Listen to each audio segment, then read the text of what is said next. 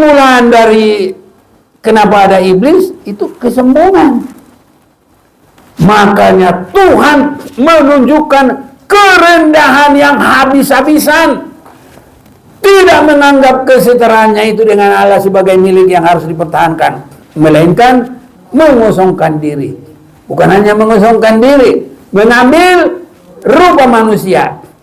Habis-habisan di dalam keadaan manusia, bukan untuk dilayani tapi untuk melayani. Sampai kemana? Sampai mati tersalib. Haleluya. Habis-habisan, saudaraku, nggak ada yang dipertahankan. Semua habis dipertahankan untuk orang lain. Makanya dia mati, saudaraku, adalah menggantikan kita. Apa yang menjadi masalah kita semua, Yesus yang menggantikannya, saudara-saudaraku. Jumat Agung kita ini biar Tuhan memberkati kita semua. Salam kasih dalam Tuhan kita, Tuhan Yesus Kristus. Mari kita arahkan pandangan kita akan membaca firman Tuhan yang kita akan buka dalam Lukas pasal 23. Kita akan bergantian membaca dari ayat 44 sampai 49. Saya baca yang genap, saudara sekalian akan membaca yang ganjil. Lukas 23 ayat 44. Saya akan baca terlebih dahulu. Saudara bersama-sama menyambung ayat yang ke-45. Perikop Yesus mati. Ketika itu hari sudah kira-kira jam 12, lalu kegelapan meliputi seluruh daerah itu sampai jam 3. Sebab matahari tidak bersinar dan tabir baik suci kedua-dua. Lalu Yesus berseru dengan suara nyaring, "Ya Bapa, ke dalam tangan-Mu kuserahkan nyawaku." Dan sesudah berkata demikian, Ia menyerahkan nyawanya. Ketika orang melihat apa yang terjadi, ia memuliakan Allah, katanya, "Sungguh orang ini adalah orang benar."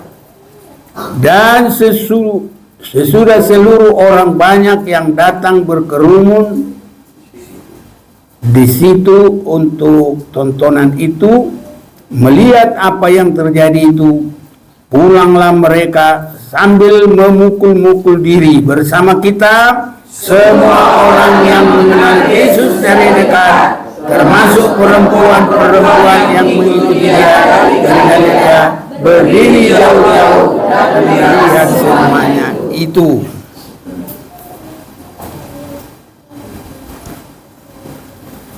Saudara-saudaraku, apa yang kita baca ini adalah sebagai penutup kasih Yesus yang Dia nyatakan dalam hidup di bumi ini. Jadi sejak Dia datang ke dunia ini, semua itu sudah ditandai dengan kasih. Sebelum Dia datang ke dunia ini lewat kelahiran melalui seorang perawan yang belum pernah bersama dengan lelaki, maka disebutkan karena demikian Allah mengasihi dunia ini sehingga diberikannya anaknya yang satu-satunya, supaya barang siapa yang percaya kepada Dia tidak binasa, melainkan hidup yang kekal. Jadi itu permulaan sekali. Dan di dalam kematiannya itu terakhir dia mengerjakan kenyataan kasih itu waktu masih dalam hidupnya, dan sesudah matinya masih ada pekerjaannya, yaitu satu, untuk benar-benar mengalahkan iblis, mengalahkan maut, dan mengambil kunci maut, sehingga nanti di dalam kebangkitannya ada firman yang berkata dalam 1 Korintus 15, hai maut, di manakah sengatmu? Nah, itu Yesus harus masuk dulu di dalam maut. Jadi kalau penebusan dan memikul dosa kita itu ditutup dengan kematiannya. Kasih yang luar biasa, saudaraku, bukan kasih manusia biasa-biasa, bukan. Dia mati tersalib bukan karena dosanya. Sangat banyak kita boleh baca itu di dalam Yesaya pasal yang ke-53. Kalau nanti saudara-saudaraku mau baca itu keterangannya bagaimana Yesus, saudara-saudaraku, dia di dalam hidupnya di bumi ini. Jadi dia menanggung itu semua untuk orang lain. Ini yang masih terlalu jauh, masih terlalu banyak, belum ya semakin terjadi dalam hidup kita.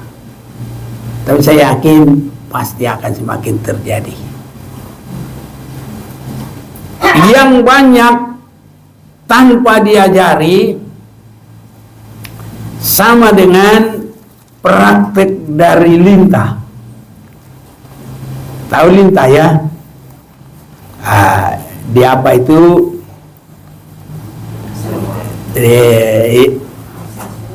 Yang tremor muter balik ke sana, ada di situ terapi lintah. Nah, jadi kalau lintah ini, kalau sudah ada mangsanya langsung pada datang, dan dia tidak tahu berkata sudah cukup, biar perutnya sudah besar tapi keluar dari belakangnya, ya kan, terus saja dia ngisap terus. Mestinya kalau sudah kenyang ya buat temannya dong, tapi kalau lintah ini tidak. Ini menunjukkan kehidupan yang belum bisa memperhatikan orang lain, saudara-saudaraku, ya. Tapi kalau Yesus, segala apa yang diperbuatnya mulai dari dia meninggalkan tahtanya sampai dia mati tersalib dengan apa yang kita sudah baca tadi, sehingga dia menyerahkan hidupnya, itu adalah kasihnya memperhatikan orang lain. Jadi orang kalau sudah mengalami kasih Tuhan untuk peningkatan hidupnya, perkembangan hidupnya, dia tidak mau satu biji. Kematian Yesus, biji gandum itu supaya mati dan dia akan tumbuh lagi dan berbuah banyak. Jadi kita, saudara-saudaraku, harus semakin bisa memperhatikan orang lain. Ini, saudara-saudaraku, sama seperti Tuhan.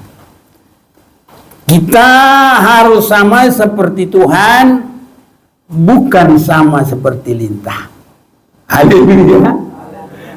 Tuhan memperhatikan orang lain, lintah terus.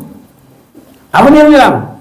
Amsal Sulaiman 30 ayat 15. Si lintah mempunyai 2 anak perempuan. Loh, kok perempuan? Apa dia bilang? Untukku dan untukku. Untukku nggak ada untukmu. Semua untukku. Ya, untukku. Ada 3 hal yang tidak akan kenyang. Ada 4 hal yang tak pernah berkata cukup. Dunia orang mati dan rahim yang mandul, dan bumi yang tidak pernah puas dengan air, dan api yang tidak pernah berkata cukup. Jadi ada disebut di sini 4 hal yang tidak pernah berkata cukup: dunia orang mati, rahim yang mandul, bumi yang tidak pernah puas dengan air, dan api yang tidak pernah berkata cukup. Ini saudara-saudaraku. Tapi yang lebih heran, di atas itu kepalanya adalah lintah. Karena dia hidup, tapi semua hanya untukku dan untukku.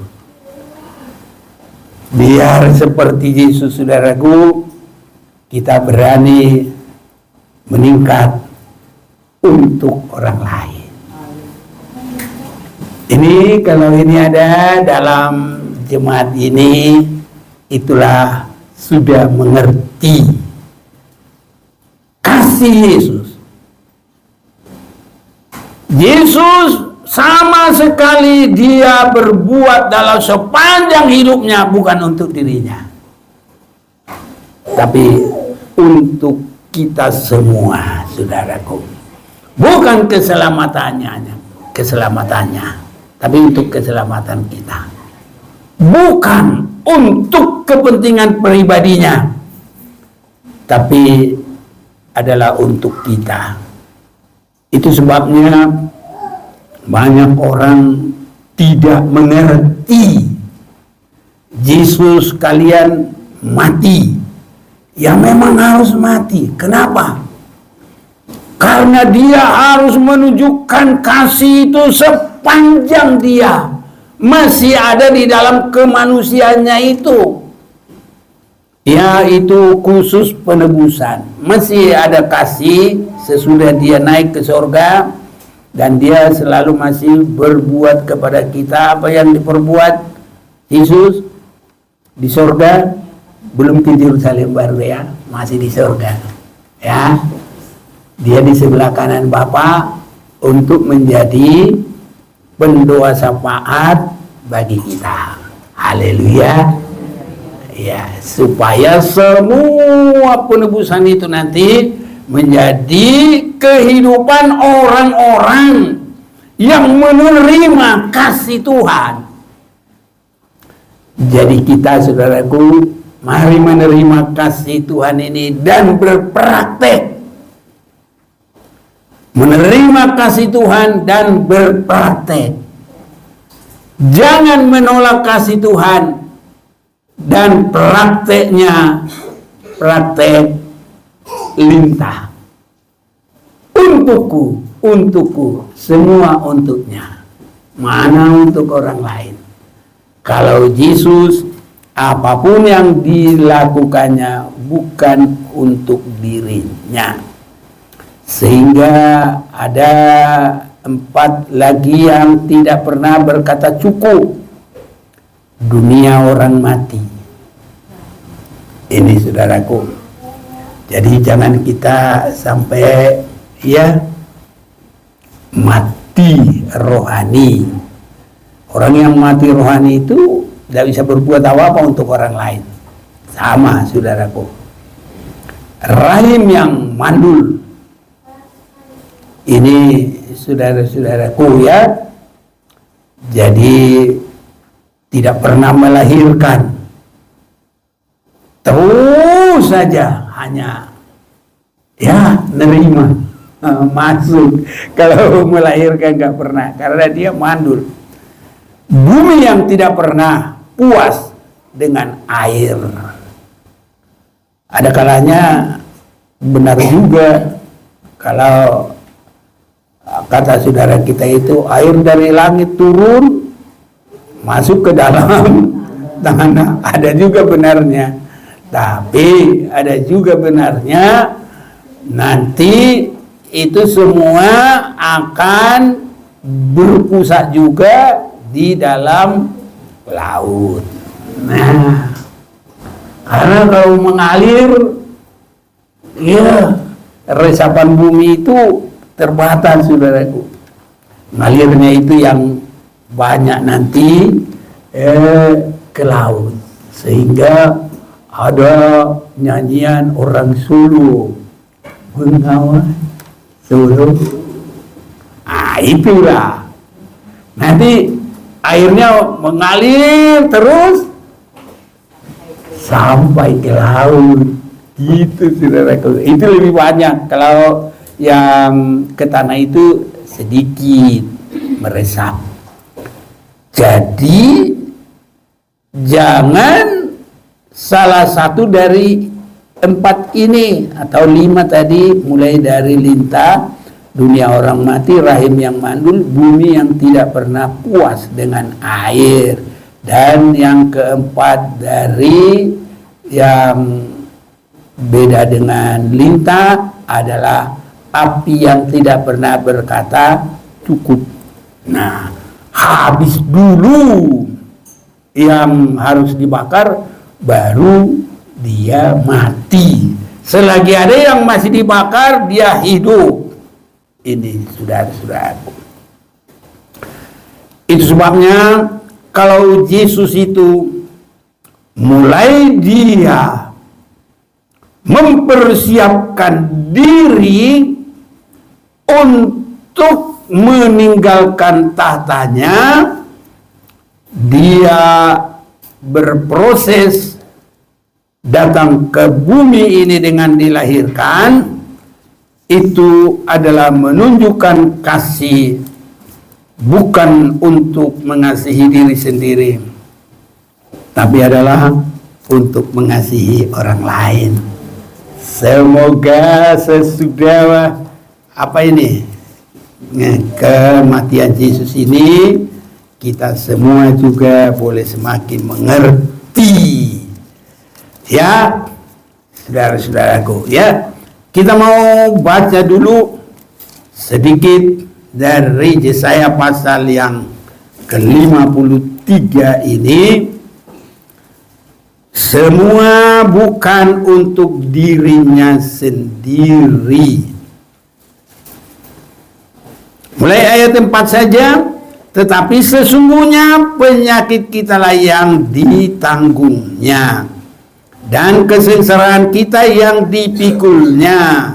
Padahal kita mengira dia kena tulah, dipukul dan ditindas Allah. Saudaraku, bukan. Tetapi sesungguhnya penyakit kitalah yang ditanggungnya.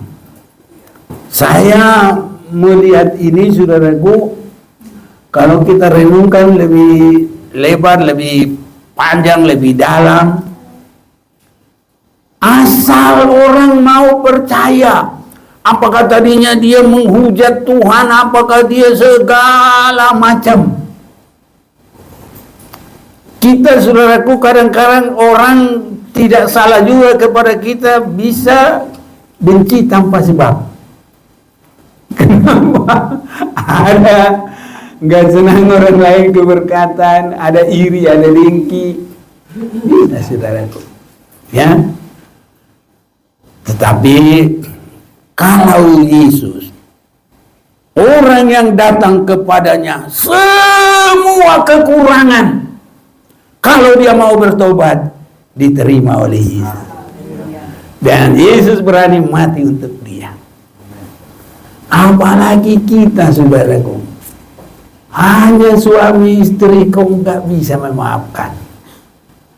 Apalagi kita, saudaraku, ya kesalahannya belum tentu.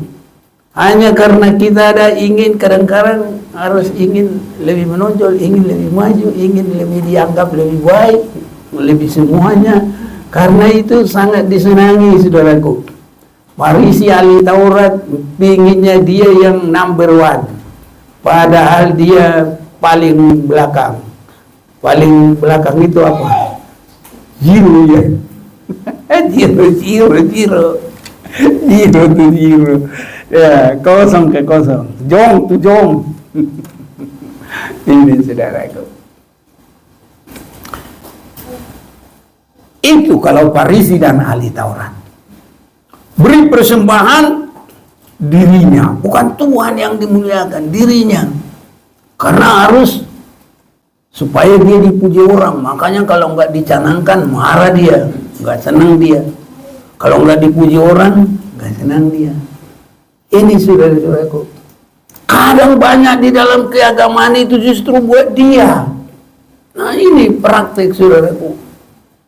Ya, kalau berdoa supaya dilihat orang, kalau beribadah supaya dilihat orang. Makanya ada beribadah di mana? Di ya tikuman perempatan ya. Iya, biar dilihat orang sekaligus saudaraku. Ya, masa beribadah supaya dilihat orang? Tapi kita beribadah, satu memuliakan Tuhan, kedua supaya Tuhan memberkati kita, kasih Allah itu tercurah bagi kita. Ini saudaraku, bukan beribadah supaya dilihat orang, supaya dia dipuji orang.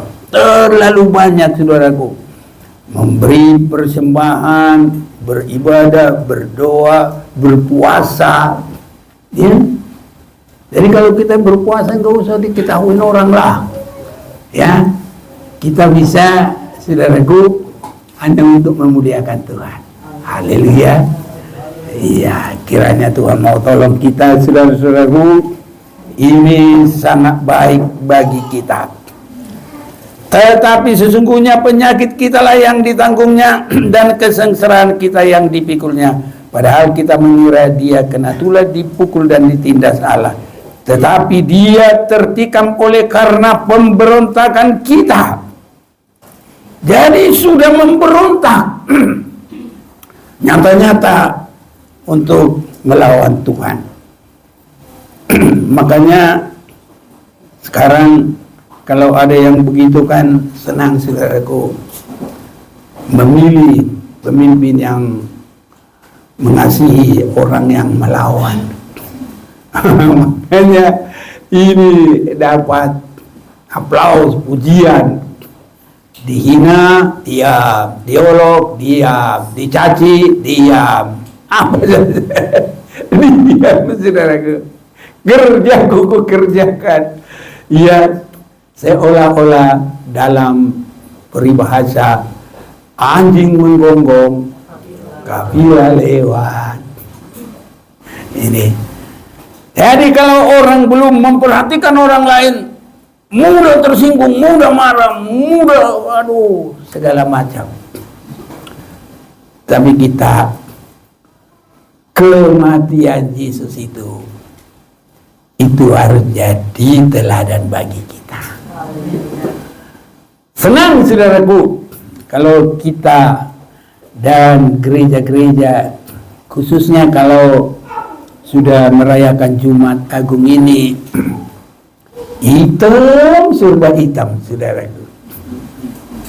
Tidak apa-apa kalau itu untuk memuliakan Tuhan, bagus. Kalau hanya di situ rugilah. Kenapa? Dia bilang begini, loh, satu hari ini jangan ada yang bikin mama marah ya. Saya mau ke gereja perjamuan suci pakai baju hitam. Tapi besok kembali lagi saudaraku, tabiat-tabiat semua kekurangan ada. Jadi hanya disimpan untuk satu hari aja. Tapi kita sekali dikuduskan, tetap kita bergumul. Bukannya tetap di dalam satu tingkatan, tapi terus naik sampai tidak bercacat celah. Sehingga penebusan Tuhan itu benar-benar ia menjadi kehidupan kita. Tadi ayat 5 sudah saya baca belum? Tetapi dia tertikam oleh karena pemberontakan kita, dia diremukkan oleh karena kejahatan kita. Ganjaran yang mendatangkan keselamatan bagi kita ditimpakan kepadanya, dan oleh bilu-bilunya kita menjadi sembuh. Jadi kalau orang suka melawan kita, kiranya Tuhan tolong kita tidak marah, saudaraku. Masih mau juga mengasihi dia seperti Yesus mengasihi orang yang memberontak kepadanya. Di sini, saudaraku, mari harus kita lihat. Tetapi dia tertikam oleh karena pemberontakan kita. Biasanya, saudaraku, kalau merasa disakiti, belum sampai kalau memberontak itu kan sudah benar-benar, bagaimana namanya memberontak, sudah memukul, saudaraku, dengan senjata, dengan keinginan untuk membinasakan. Tapi Yesus tertikam oleh karena pemberontakan kita, diremukkan oleh karena kejahatan kita. Itu sebabnya bagi kita yang menganggap sudah lebih benar, harus itu yang lebih menyatakan kasihnya seperti Yesus. Kita sering bacakan dalam Galatia pasal yang ke-6 itu. Bolehlah ayat 1, tolong. Galatia 6 ayat yang pertama. Ya, firman Tuhan.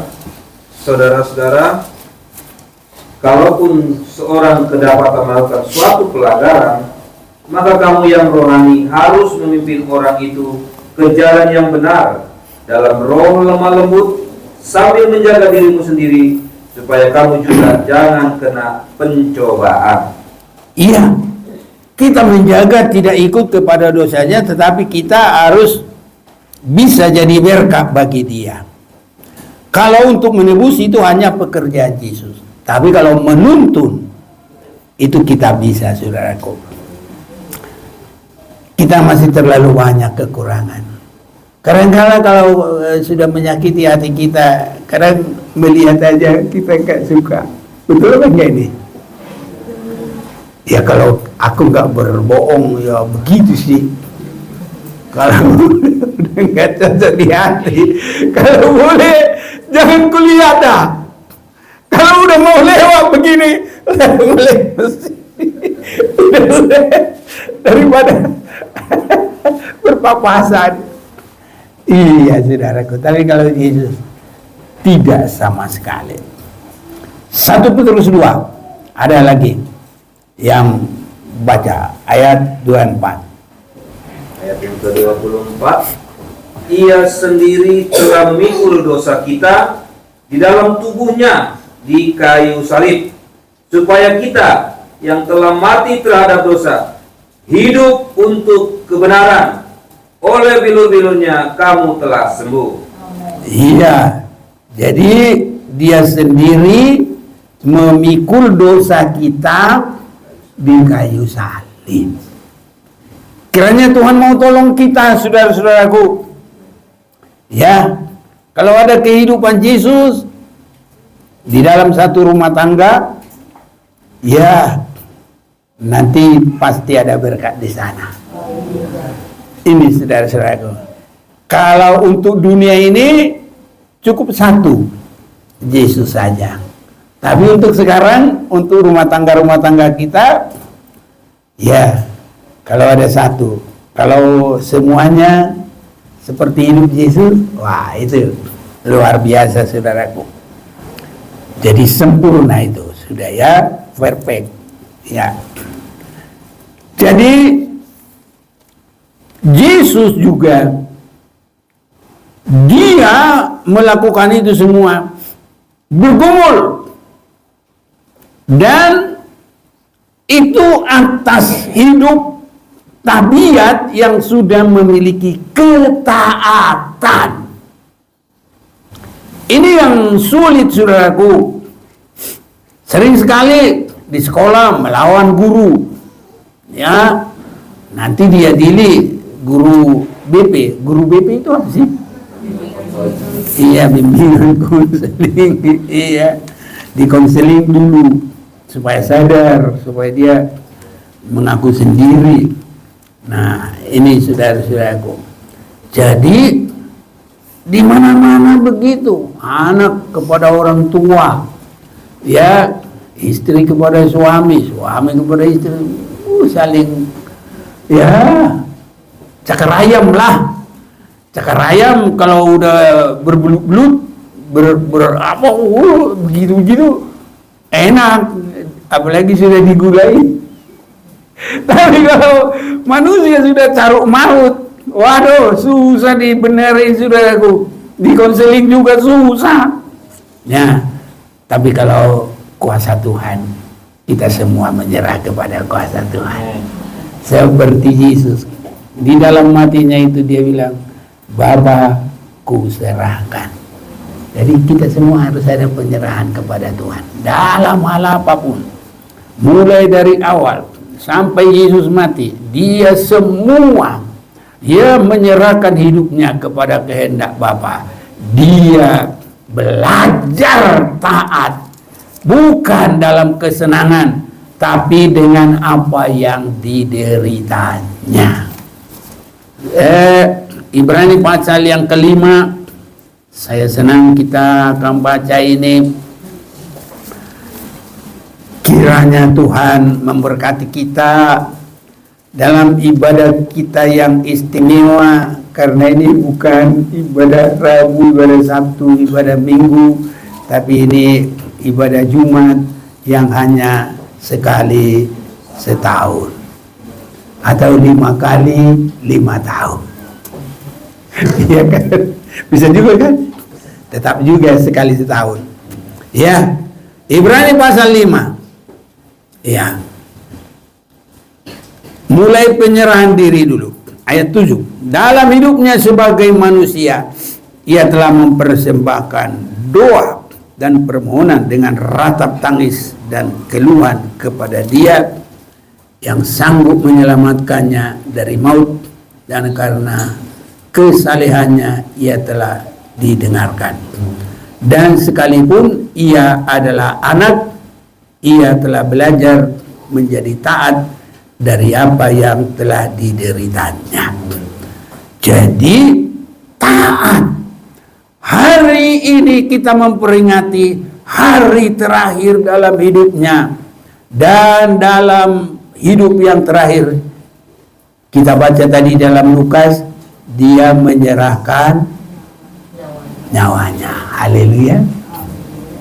Semoga sampai yang akhir tetap kita menyerahkan hidup kita kepada Tuhan, nyawa kita.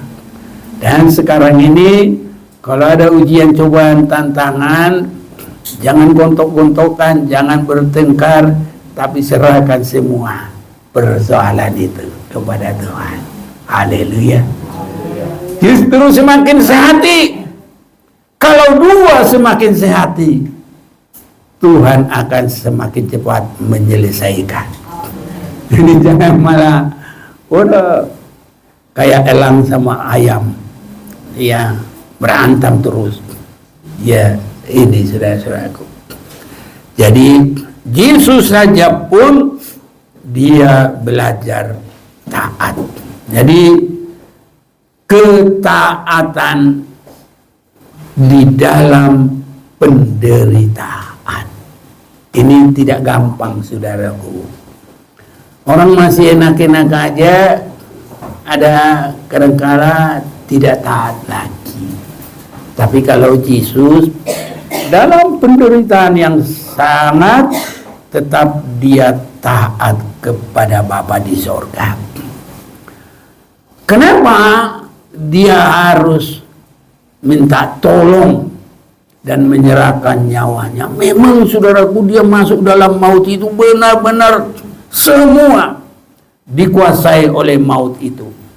Hanya itulah jalan satu-satunya mengalahkan satu kematian, itu adalah kebangkitannya. Maut itu juga adalah kebangkitannya. Dan saudara-saudaraku, kunci maut itu juga diambil adalah di dalam kemenangan kebangkitannya. Jadi kalau sudah taat sampai kepada mati, dia pasrah sepenuhnya.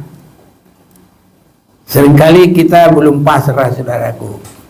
Sama saja seperti sekarang ini ada tidak pasrah, nggak mau ngaku kalah, terus saja berjuang. Tapi bahasanya macam-macam enak-enak, bukan cari menang, cari apa lah? Kalau nggak cari menang, mau cari apa? Ya diamlah kalau gitu, kalau sudah nggak cari menang lagi. Tapi itulah, ya, selalu ada apa namanya? Kalau bahasa Batak ada adok palaitnan, ya kan? Bahasa Indonesia kurang ngerti sini. Ini kayak pancingan itu bukan cuma begini, masih ada begini. Itu namanya palaitnya. Iya, sangkutannya. Iya. Jadi kalaupun ikannya apa nanti masih ada juga sangkutannya. Begitu saudara-saudaraku ya. Kasih ya. Tapi kalau kita harus benar-benar pasrah dengan sebaik-baik mungkin. Tadi kita sudah mendengar penderitaan itu harus ada.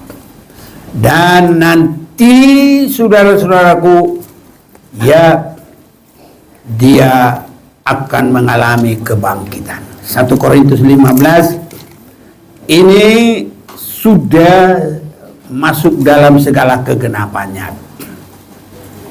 1 Korintus 15 mulai dari 53, karena yang dapat binasa ini harus mengenakan yang tidak dapat binasa. Nah, jadi yang dapat binasa ini harus mengenakan yang tidak dapat binasa. Ini juga dalam Yesus ini ada itu. Karena dari dia mulainya ada ini kebangkitan. Baru kita nanti akan menyusul. Dia yang sulung, kita akan menyusul. Dan yang dapat mati ini harus mengenakan yang tidak dapat mati. Dan sesudah yang dapat binasa ini mengenakan yang tidak dapat binasa, dan yang dapat mati ini mengenakan yang tidak dapat mati, maka akan genaplah firman Tuhan yang tertulis, maut telah ditelan dalam kemenangan. Haleluya. Jadi harus masuk dalam kematian itu. Karena menyelesaikan kematian harus masuk dalam kematian. Inilah yang tidak banyak dimengerti banyak orang. Apalagi agama lain, mereka tidak menghargai korban Kristus. Mereka lebih yakin kebaikannya lah membawa dia ke surga, sehingga ditimbang katanya. Kalau ditimbang itu ada dua, pasti ada dua keranjangnya, kebaikan, kejahatan. Kalau kebaikannya lebih banyak, katanya masuk surga. Lah ini kejahatannya ini apa?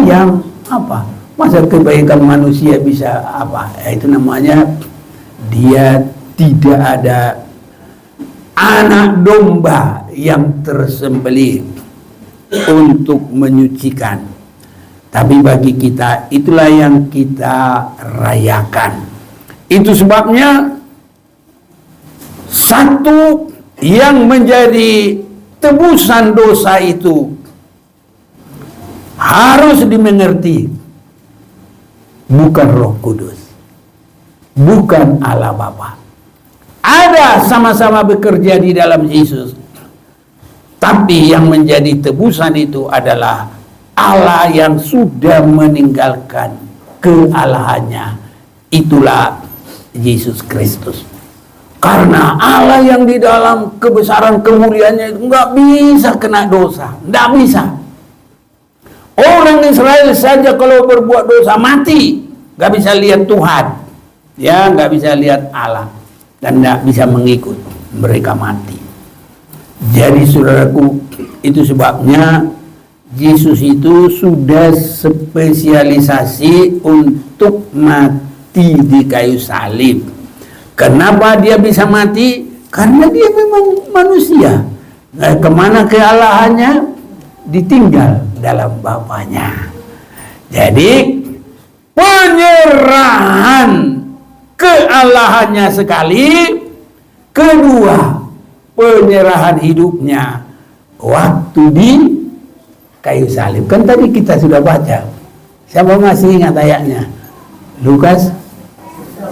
Baca dulu yang itu tadi, dia menyerahkan nyawanya. Ayo.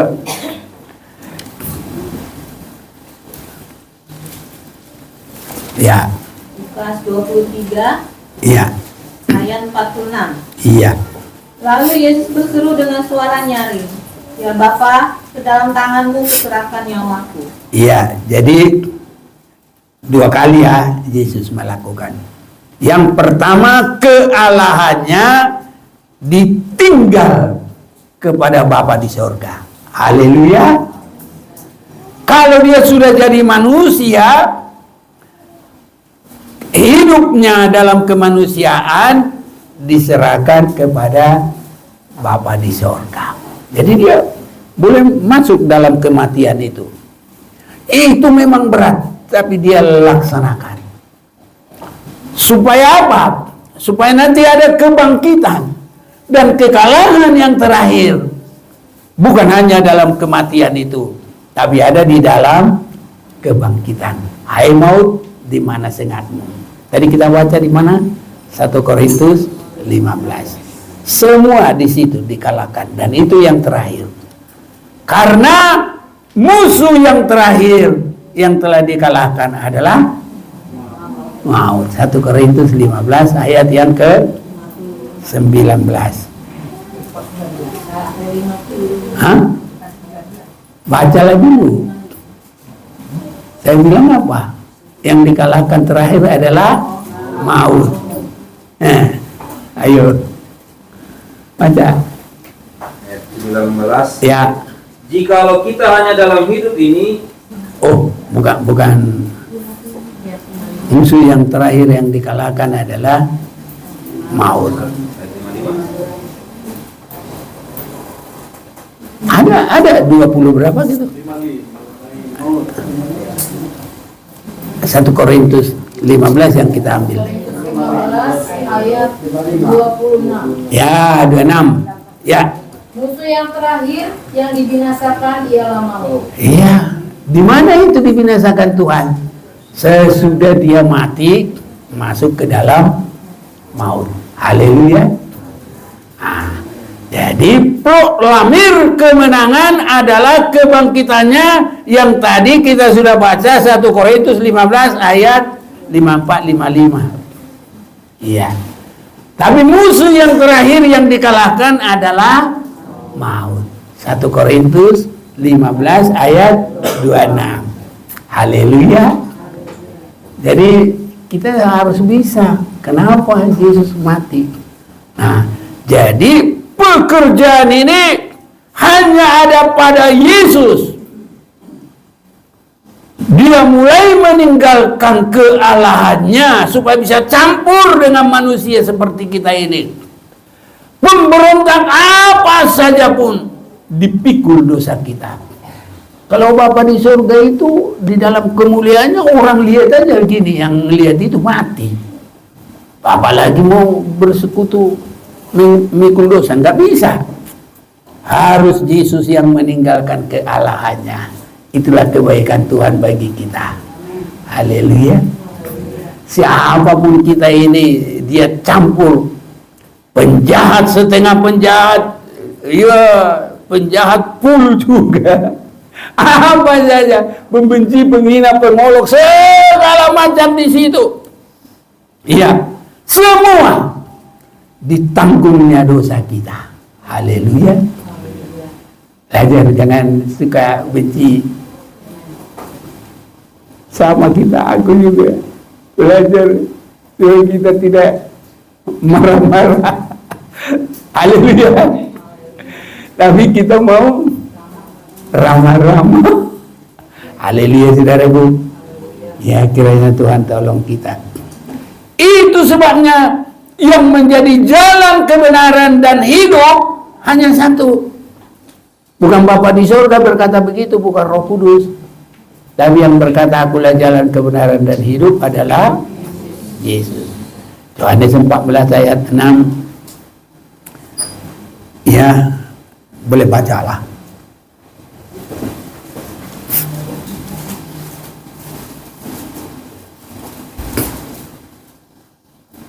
Yohanes 14 ayat 6. Ya. Kata Yesus kepadanya, akulah jalan dan kebenaran dan hidup. Tidak ada seorang pun yang datang kepada Bapa kalau tidak melalui aku. Ya, makanya saya kadang-kadang bingung. Ada doktor, ya, pangkatnya master segala macam teologianya, ya. Tapi nggak percaya kalau Tuhan Yesus juru selamat. Ada itu, bingung. Saya ditanya juga sama pendeta dari Sulawesi, gimana ini Pak ini? Ya udah di YouTube kita itu, ya itu aja, lihat-lihat banyak di situ menerangkan itu. Saya bilang, jadi itu jalan kebenaran dan hidup itu hanya Yesus. Itu jalan keselamatan. Ya, itu saudara-saudaraku. Jadi kita sudah tidak lagi ya bingung-bingung. Kenapa? Karena Yesus datang spesialisasi untuk menebus dosa manusia. Itu sebabnya mulai dia diperkenalkan. Siapa yang memperkenalkan? Yohanes Pembaptis. Dia berkata, lihat anak domba Allah. Yohanes 1 ayat 29. Boleh baca biar enak.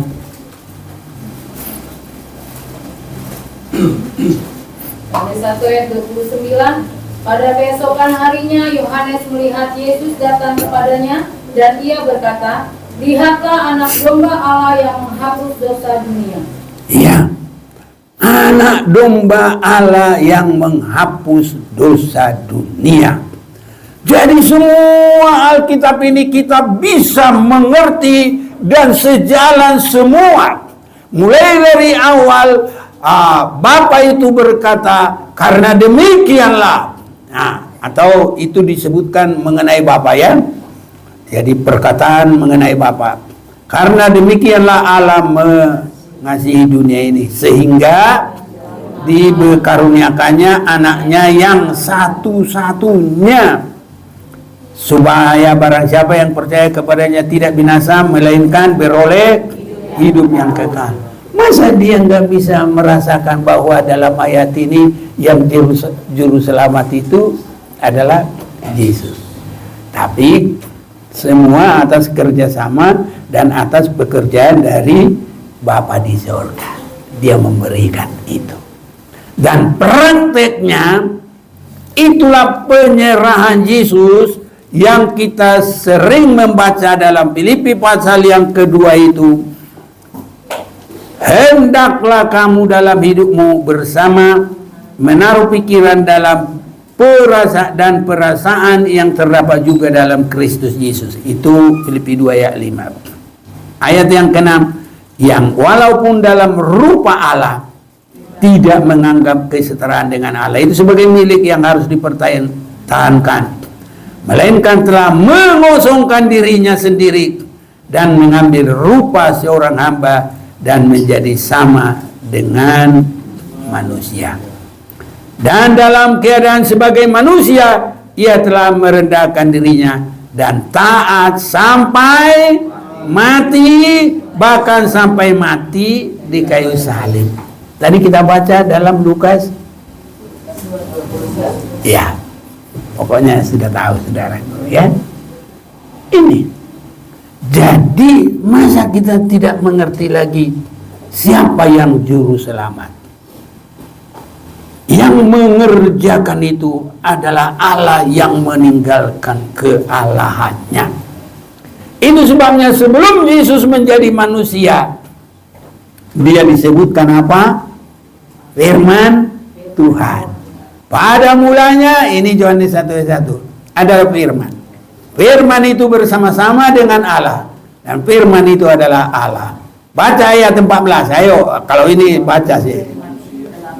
Yohanes 1 ayat 14. Ya. Firman itu telah menjadi manusia dan diam di antara kita, Dan kita telah melihat kemuliaannya, yaitu kemuliaan yang diberikan kepadanya sebagai anak tunggal Bapa, penuh kasih karunia dan kebenaran.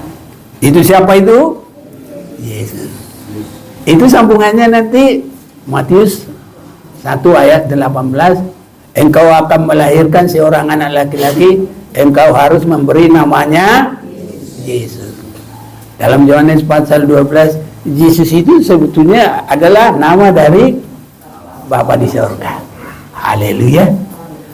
Aku bersyukur kepadamu Bapa sebab engkau telah memberikan namamu kepadaku. Jadi kita nggak susah-susah, kita bisa mengerti semuanya. Ya, dari awal. Masa orang sudah doktor teologi nggak bisa menerangkan, dan dia berkata Yesus bukan juru selamat. Aduh, tapi itulah ya, bersyukur kepada Tuhan yang meyakinkan kita hanya Roh Tuhan. Kalau Roh Tuhan belum meyakinkan, mau bilang nama Yesus saja nggak berani. Ya, apalagi mengaku Yesus itu Tuhan hanya karena kuasa Roh Kudus. Haleluya. Jadi kalau kita ditebus sampai diselamatkan, yang kita peringati hari ini adalah hari kematian Yesus. Itulah kemurahan Tuhan karena Dia memberikan Roh Kudusnya kepada kita. Hanya saudaraku, Roh Kudus ini ada yang ya sedikit kuasanya itu, pekerjaannya itu. Ada yang full. Nah, di situ. Jadi semakin kita berani meniadakan, menyangkal diri kita, kuasa Roh semakin berkembang. Kalau habis keinginan daging kita, semuanya nanti yang ada adalah kuasa dan pimpinan Roh Kudus. Setiap perkataan kita semua adalah dalam kuasa daripada Roh Kudus. Dan kalau pembicaraan dalam kuasa Roh Kudus pasti yang membangun. Dan mulai memperhatikan orang lain. Seperti Yesus. Haleluya, saudaraku. Iya, ini. Jadi kalau semua nanti sudah dari pimpinan Roh Kudus, ya itulah yang dipraktekkan oleh Yesus. Tidak ada sedikit pun akunya, sehingga dia boleh berkata, Yohanes 6 ayat 38, aku datang ke dunia ini bukan untuk melakukan kehendakku, tapi hanya untuk melakukan kehendak Bapakku. Haleluya. Kalau kita sudah semakin meningkat, semua kita nanti harus semakin berkata, semua langkahku, seperti nyanyian kita itulah, tiap langkahku diatur oleh Tuhan, dan tangan kasih-Nya menuntunku di tengah gelombang dunia menakutkan, hatiku tenang tetap teduh, tiap langkahku ku tahu yang pimpin ke tempat tinggiku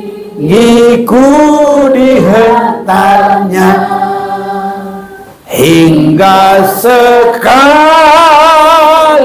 nanti aku tiba di rumah Bapa surga yang ya.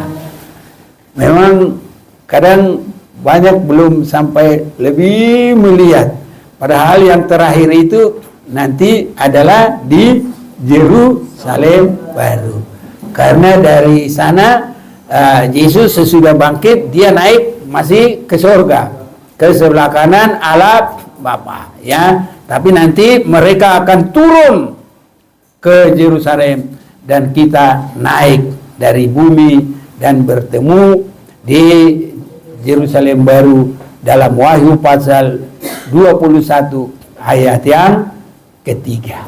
Haleluya. Coba baca, tolong. Wahyu 21 ayat 3. Iya. Lalu aku mendengar suara yang nyaring dari tahta itu berkata, lihatlah kemah Allah ada di tengah-tengah manusia dan ia akan diam bersama-sama dengan mereka. Mulai ayat 1 dulu, mulai ayat 1. Biar. Wahyu 21 mulai ayat 1. Iya. Lalu aku melihat langit yang baru dan bumi yang baru, sebab langit yang pertama dan bumi yang pertama telah berlalu, dan laut pun tidak ada lagi.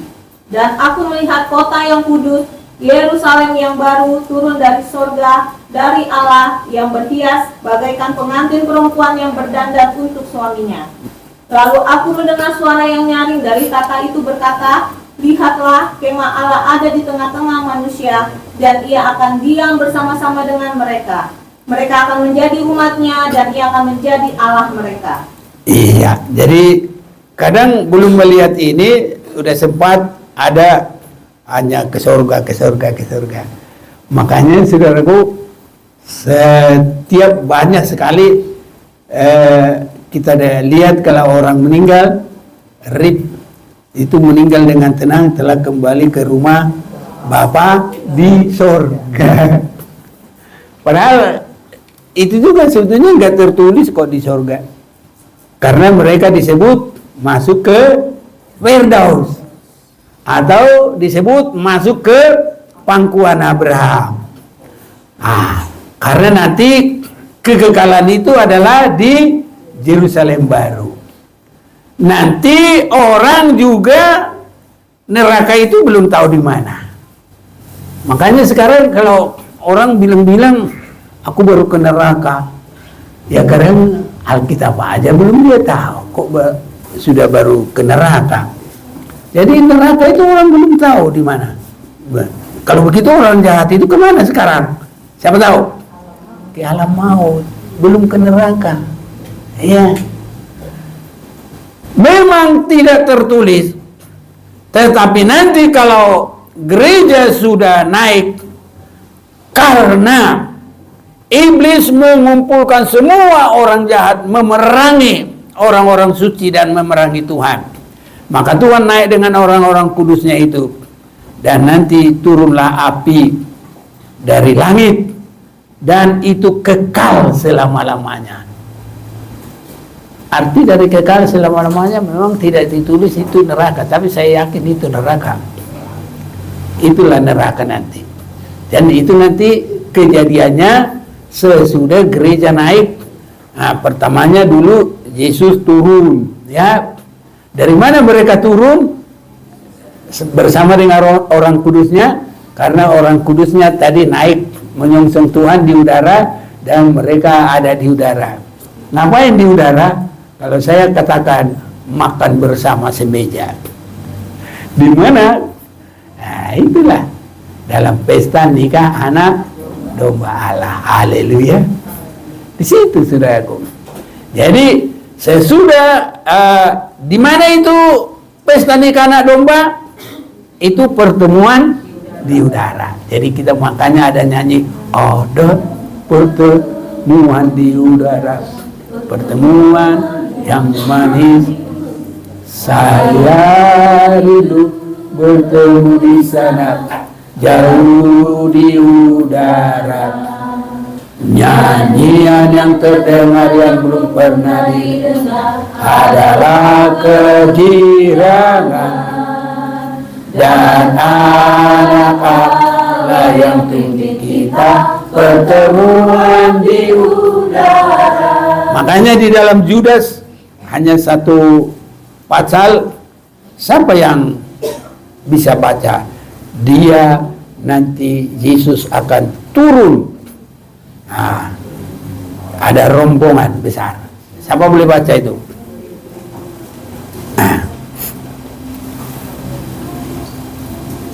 Yudas, coba 8. Namun demikian orang-orang yang bermimpi-mimpian ini juga mencemarkan tubuh mereka dan menghina kekuasaan Allah, serta menghujat semua yang mulia di sorga. Kok enggak pas kurasa? 14. Ayo, 14. Juga tentang mereka, Henok, keturunan ketujuh Ya. Adam, telah bernubuat. Katanya, sesungguhnya Tuhan datang dengan beribu-ribu orang kudusnya. Ya. Orang-orang kudus itu dari mana? Pertemuan di udara. Tapi turun lagi. Dari mana? Pesta nikah anak domba Allah. Kemana turunnya? Ke kerajaan 1000 tahun. Haleluya.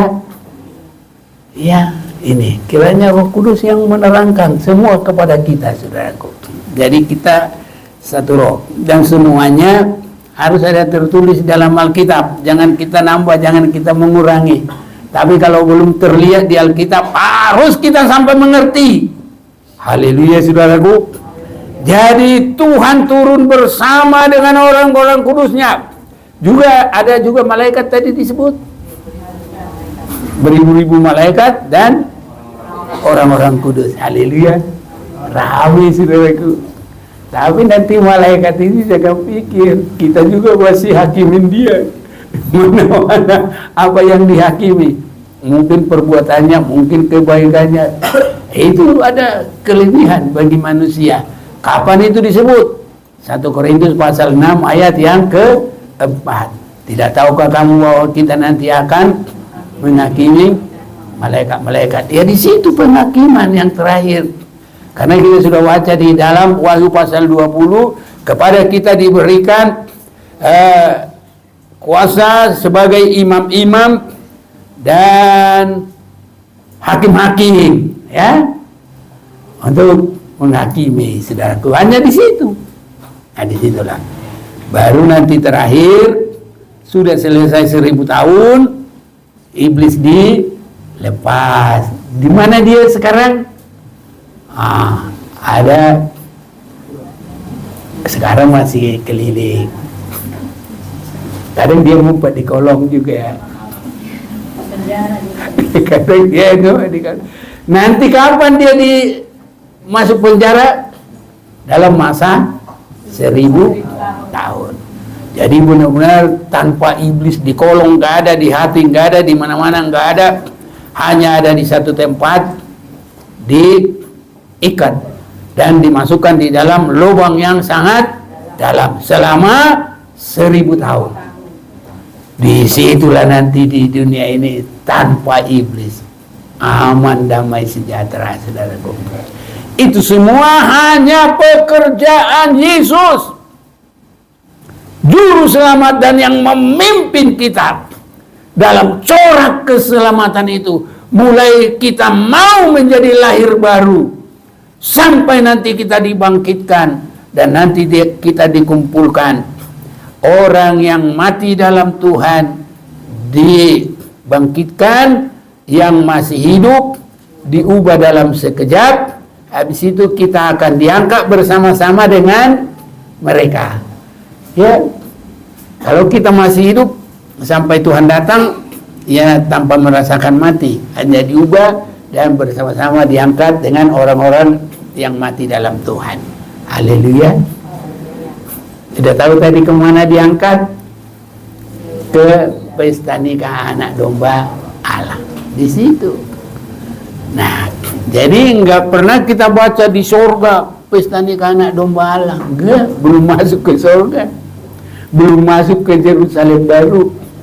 Jadi kita masih di udara, dan habis itu nanti akan turun lagi. Haleluya, saudaraku.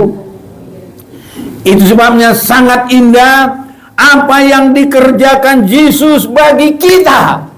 Mulai dari dia tidak menganggap kesetaraannya dengan Allah, menyerahkan ya kealahannya kepada Bapa, dan nanti dikembalikan kapan? Setelah Yesus selesai mengadakan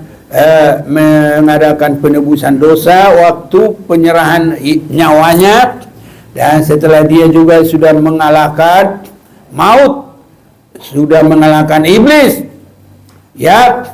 Jadi mengalahkan iblis tidak dilawan dengan pedang, tapi Yesus mengalahkan iblis dengan tabiatnya itu berbeda. Kalau tadi lintah itu juga adalah iblis juga, saudaraku. Ingin semua supaya binasa. Ya, tapi Yesus menyerahkan nyawanya untuk semua dunia ini. Haleluya, saudaraku. Ini. Nah, jadi sifatnya Yesus itu dia rela mati untuk orang lain. Nah, ini saudara-saudaraku. Jadi sifatnya iblis untuk membinasakan. Dalam Yohanes pasal 10, aku datang supaya domba-domba itu hidup berkelimpahan, tapi serigala datang untuk pencuri datang untuk mencuri dan membinasakan. Itulah pekerjaan iblis. Jadi Yesus tidak membinasakan, justru dia memberi hidupnya. Permulaan dari kenapa ada iblis itu kesombongan. Makanya Tuhan menunjukkan kerendahan yang habis-habisan. Tidak menganggap kesetaraannya itu dengan Allah sebagai milik yang harus dipertahankan, melainkan mengosongkan diri. Bukan hanya mengosongkan diri, mengambil rupa manusia. Habis-habisan di dalam keadaan manusia, bukan untuk dilayani tapi untuk melayani. Sampai kemana? Sampai mati tersalib. Haleluya. Habis-habisan, saudaraku. Nggak ada yang dipertahankan. Semua habis dipertahankan untuk orang lain. Makanya dia mati, saudaraku, adalah menggantikan kita. Apa yang menjadi masalah kita semua, Yesus yang menggantikannya, saudara-saudaraku. Jumat Agung kita ini biar Tuhan memberkati kita semua. Kita mau datang kepada Tuhan.